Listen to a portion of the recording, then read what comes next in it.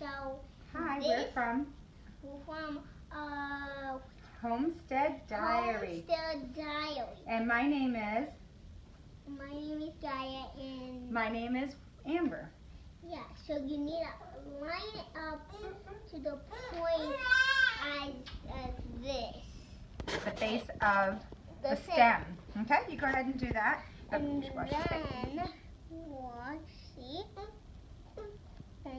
So we're trying to maximize a pepper because a lot of times people will cut up a pepper and there'll be a lot of wasted material. So I know this seems silly, but since I've seen so many people do it and waste so much, I usually try to line up the lid, which Guy is trying, with the bottom of the stem. So if you do that correctly, then what ends up happening is you get the entire base. You might have to wash that off again, but then you have no waste around the seed. So you can throw that away, and that's literally, besides maybe a little couple pieces on the side, that's all the waste that you have for your farm. And then you need to take it out of here. Yep, all the edges. And then just dump all the seeds out. Yep. Make sure there's no seeds or anything, basically. And so we're going to add this to our potato soup that we have created. And one of the things I wanted to talk about, you want to keep cutting it up? Yep. Okay. Is if your potato soup is too thick, or if you want to extend it a little bit, what you can do, watch your finger, and you always do it toward the cutting board. So you're always cutting towards the cutting board with your hand over the top of the knife. There you go. Okay, now turn it over again. Make sure your hand is out of the way, not cutting towards your hand. So I turn it over and cut straight down. There you go. Make sure your hands are out of the way. Yep. Go slow. There's no rush. You can extend it by actually taking your leavings from either turkey or chicken, and anything juice that's left over after you cook your chicken or turkey, you take that liquid and you put it in a pan that's wider usually, and you stir it, and to thicken it, you put in oat flour or a regular flour, depending on what you use as a thickener, with some milk, or you can use water, and you shake it up, and the cold ingredients mixed with the warm ingredients on the stove, you mix it in as you're actually taking the leavings and this, and you make a gravy.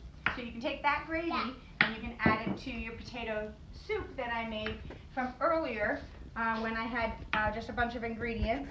And I'm going to leave it to my husband to try and let me know what he thinks, because I've already tried some. Totally put me on the spot here because I haven't tried this yet, so. You can just be honest. Just tell me what you think and how much it's, needing. We're going to add in some more red peppers just for color, because as you can see, there's not a whole lot of color to it. It has a little bit of broccoli, a little bit of mushrooms for color, but not really much. So should I cut this up into like those? Yeah, small pieces for the soup. Okay, here goes nothing.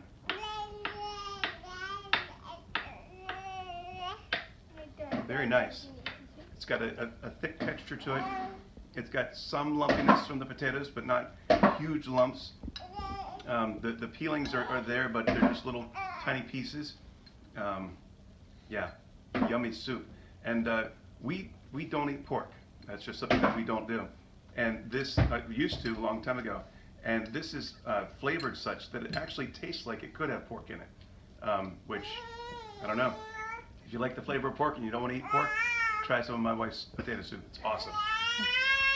Oh, thank you, Daddy. So one of the things that I did to change, I guess, the texture, yeah, Gideon, was that I actually poured it off, the liquid off of it, the water, before it actually finished cooking the potatoes.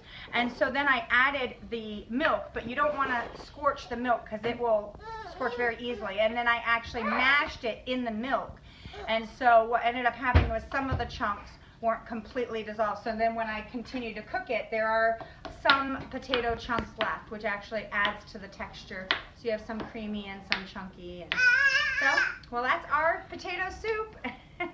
Have a great and blessed day.